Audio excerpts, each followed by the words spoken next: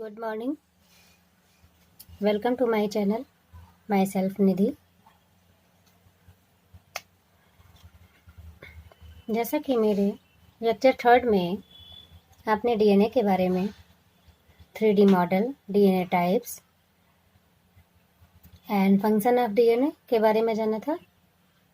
आज हम next nucleic acid की बात करने जा रहे हैं जिसका नाम है आरएनए।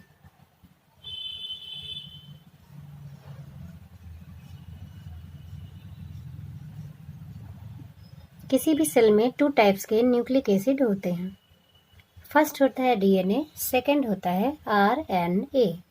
आरएनए की फुल फॉर्म है राइबो न्यूक्लिक एसिड। क्या कहेंगे? Ribo nucleic acid. राइबो इसलिए कहते हैं क्योंकि इसमें 2 प्रकार की पेंटागोनल शुगर होती है। डीएनए में डीऑक्सीराइबो न्यूक्लिक एसिड और आरएनए में राइबो न्यूक्लिक एसिड।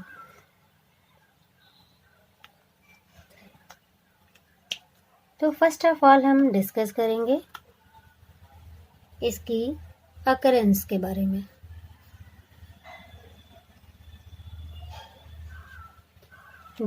आरएनए कहाँ पाया जाता है?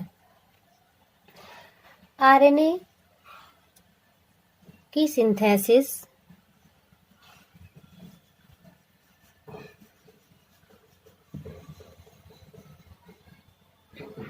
कहाँ होती है? न्यूक्लियस में। केवल कुछ आरएनए राइबोसोम पर चिपके होते हैं। कहाँ चिपके होते हैं? राइबोसोम पर।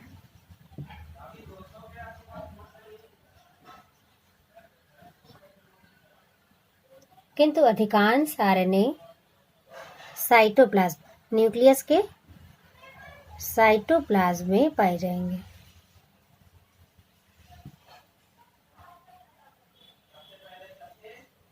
और स्वतंत्र रूप से पड़े होंगे। कोशिका में डीएनए की मात्रा सदैव स्थायी रहती है, परमानेंट रहेगी कि इतना ही है। लेकिन आरएनए की जो मात्रा होगी वो कभी भी स्थायी नहीं होगी कि हाँ इतनी ही मात्रा पाई जाए, क्योंकि आरएनए के अणु की हजारों फोटोकॉपी हर समय बनती और बिगड़ती रहती हैं। बिकॉज ऑफ आरएनए का जो मेन फंक्शन है वो प्रोटीन सिंथेसिस में है, इसलिए आरएनए प्रोटीन निर्माण के लिए अपने आप की बहुत सारी प्रतिलिपियां यानी फोटोकॉपी तैयार करता रहता है। आरएनए अणु साइटोप्लाज्म में पाया जाता है और आरएनए भी क्या है? एक बहुलक है जिसे हम कहते हैं पॉलीमर। पॉलीमर का मीनिंग ही यही है कि बहुत सारे छोटे छोटे अणुओं से मिलकर बना हुआ एक बहुत बड़ा कंपाउंड। इसीलिए आरएनए को भी हम कहेंगे poly nucleotide. Okay, any problem? चलिए नेक्स्ट है कॉम्पोजिशन ऑफ आरएनए।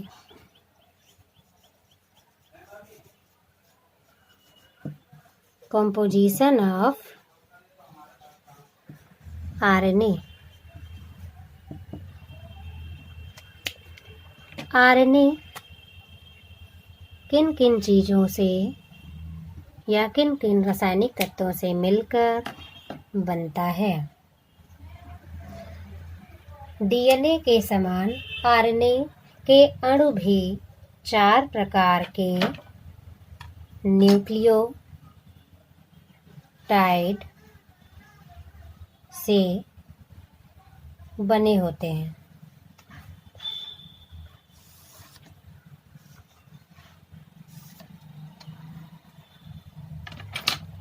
तो अब हम बात करेंगे कॉम्पोजिशन ऑफ आरएनए। आरएनए के जो अणु हैं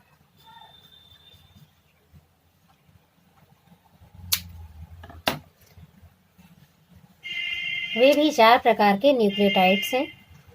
इन चारों प्रकार के न्यूक्लियोटाइड्स की सिंगल यूनिट को हम कहते हैं मोनोमर। मोनोमर इसकी इकाई है, यूनिट है।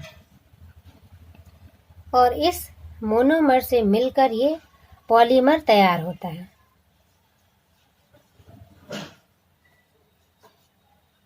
ओके,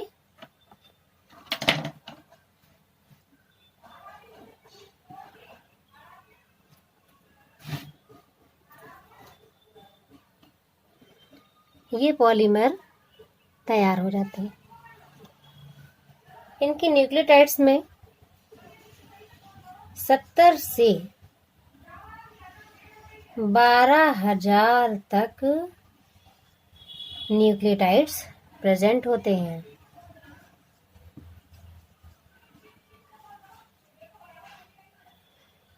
सत्तर से 12,000 तक न्यूक्लियोटाइड्स प्रेजेंट होते हैं। आरएनए भी एक डीएनए की भांति पॉलीन्यूक्लियोटाइड चेन है। बस डीएनए और आरएनए में एक ये डिफरेंस है कंपोजिशन में कि ये सिंगल स्ट्रैंड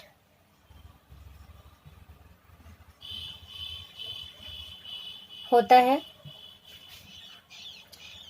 और डीएनए डबल स्ट्रैंडेड। ये श्रृंखलाएं सदैव 3' से 5' ही मूव करती हैं। ओके, कंपोजिशन में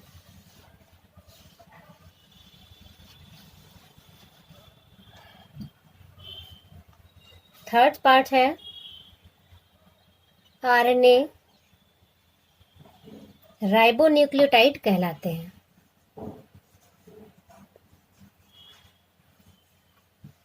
राइबोन्यूक्लियोटाइड कहलाते हैं क्योंकि इसमें जो शर्करा है यानी शुगर 5 कार्बन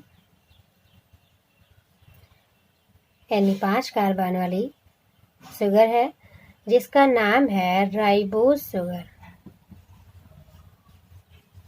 कौन सी शुगर? राइबोज।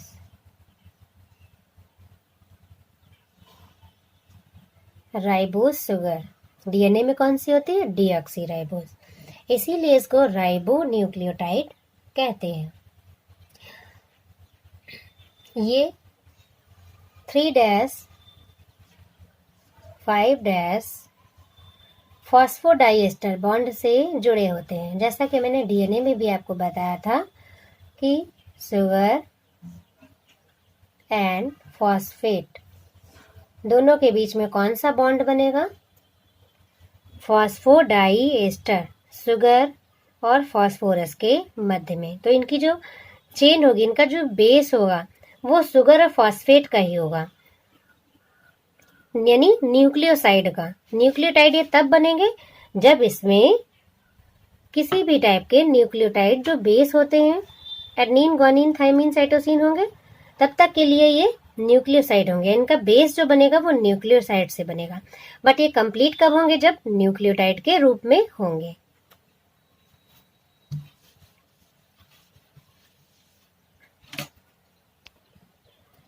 नेक्स्ट है डीएनए के जैसे आरएनए में भी एएमपी, जीएमपी, सीएमपी और UMP. AMP, GMP, CMP, but last में चेंज होगा यूएमपी, अर्थात एडेनोसिन मोनोफॉस्फेट, यानी एक अणु, मोनो, पी मतलब phosphate. Guanosine monophosphate, cytosine monophosphate, last में चेंज हो जाएगा, उसमें डीएनए में थाइमिन होता है, यहाँ पे यूरेसिल हो जाएगा, यूरेसिल मोनोफॉस्फेट के अणु पाए जाते हैं। बट इसमें एब्सेंट क्या होगा, ध्यान रखिएगा, थायमीन यानी TMP नहीं पाया जाएगा। ये आपको याद रखना है। किसमें? RNA में नहीं पाया जाएगा। क्या? Thymosin monophosphate. ये क्या होगा? एब्सेंट होगा।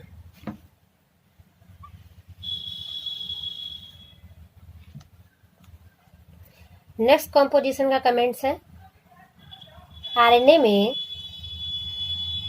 पेंटोस शर्करा यानी पेंटोस शुगर का नाम होगा ribose sugar. Good. Ribose sugar में 5 कार्बन होंगे और जो OH ग्रुप से अटैच होंगे। आपको ये ध्यान भी रखना है, राइबोस शुगर में ही OH हाइड्रोक्सिल ग्रुप प्रेजेंट होगा जो संयोग करेगा।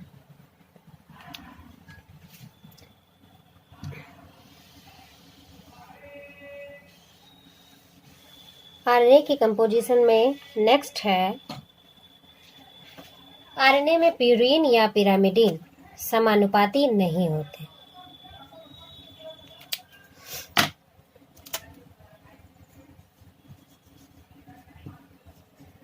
प्यूरीन,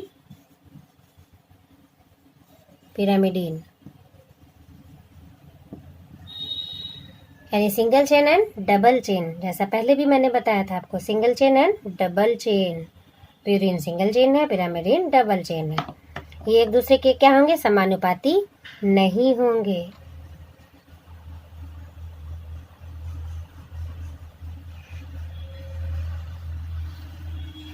नेक्स्ट है, ये सिंगल स्ट्रैंडेड चेन है जिसमें इंट्रामोलिक्यूलर पेयरिंग पाई जाती है।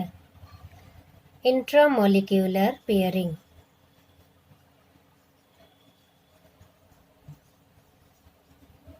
मॉलिक्यूलर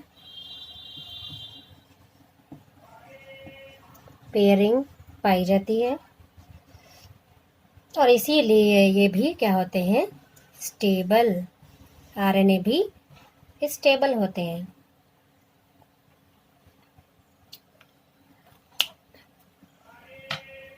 नेक्स्ट है, DNA केवल जेनेटिक मटेरियल है, बट RNA प्रोटीन सिंथेसिस के अलावा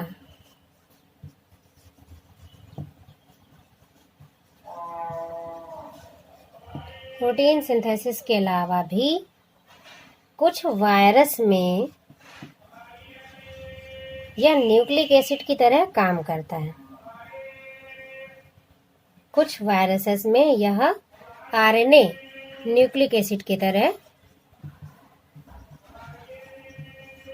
काम करता है, यानी उसमें जो न्यूक्लिक एसिड है वो DNA ना हो के क्या होगा? RNA। Okay, very good.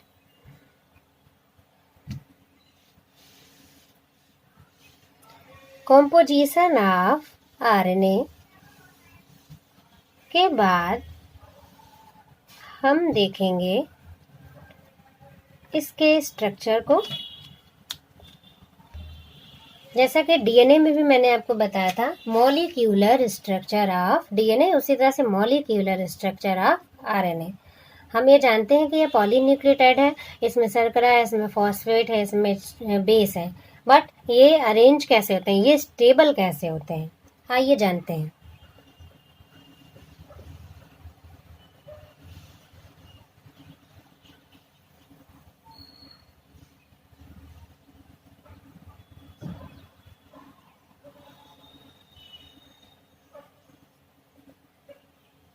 Sugar 5 number पे और 3 नंबर पर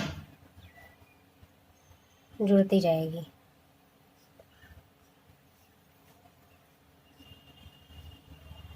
अभी आरएनए का सिर्फ बेस तैयार हो रहा है, ध्यान रखिएगा, बेस। जैसे कि डीएनए में 2 सीढ़ी के जो डंडे होते हैं वो बेस होते हैं, शुगर और फॉस्फेट के ही बेस बने होंगे। और इन शुगर और फॉस्फेट के बेस को आप जानते हैं क्या कहा जाता है? न्यूक्लियोसाइड। याद रखना है, न्यूक्लियोसाइड, ना कि न्यूक्लियोटाइड। तो न्यूक्लियोसाइड में जो बॉन्डिंग होगी वो फॉस्फोडाइएस्टर बॉन्ड बनेगा। कौन सा बॉन्ड? Phosphodiester bond.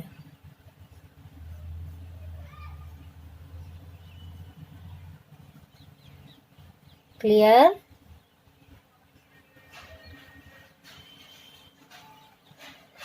ये हो गया न्यूक्लियोसाइड। अब अगर इसमें बेस जोड़ देते हैं तो ये क्या हो जाएगा? न्यूक्लियोटाइड। बेस के लिए आरएनए में 4 ही पाए जाते हैं, एडेनिन, ग्वानिन, साइटोसिन और यूरेसिल। AGCU। क्लियर है? गुड। यहाँ पर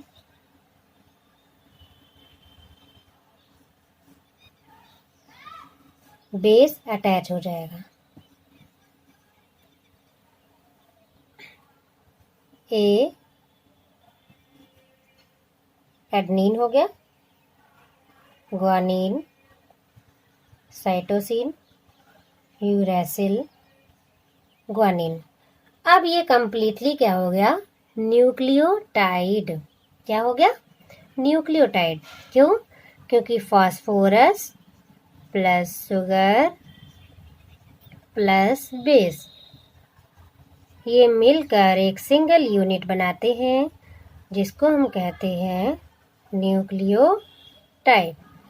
और जब इनका केवल बेस बनेगा यानी फास्फोरस एंड शुगर, तब तक ये कहलाएंगे न्यूक्लियोसाइड। क्लियर है इतनी बात? गुड। तो ये भी एक पॉलीमर है और इसका मॉलिक्यूलर स्ट्रक्चर आपके सामने है। इसका बेस बनेगा, फास्फोडाइएस्टर बॉन्ड बनेगा फास्फोरस और शुगर से। जब इसमें बेस अटैच हो जाएंगे तो ये बन जाएंगे न्यूक्लियोटाइड। और इसकी सिंगल यूनिट क्या होगी? न्यूक्लियोटाइड। और जब ये न्यूक्लियोटाइड के मोनोमर्स जुड़ते चले जाएंगे तब इसे हम कहेंगे पॉलीमर या polynucleotide chain. So students, RNA का मेन फंक्शन क्या है? Protein synthesis.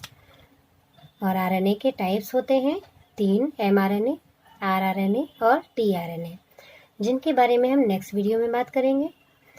आरएनए में कुछ ऐसे वायरसेस होते हैं जिन वायरस में न्यूक्लिक एसिड डीएनए ना होकर आरएनए होता है। आरएनए प्रोटीन सिंथेसिस करता है, राइबोसोम पे चिपका हुआ होता है, डीएनए के दिए हुए सारे मैसेज को फॉलो करता है। मिलते हैं मेरे नेक्स्ट वीडियो में।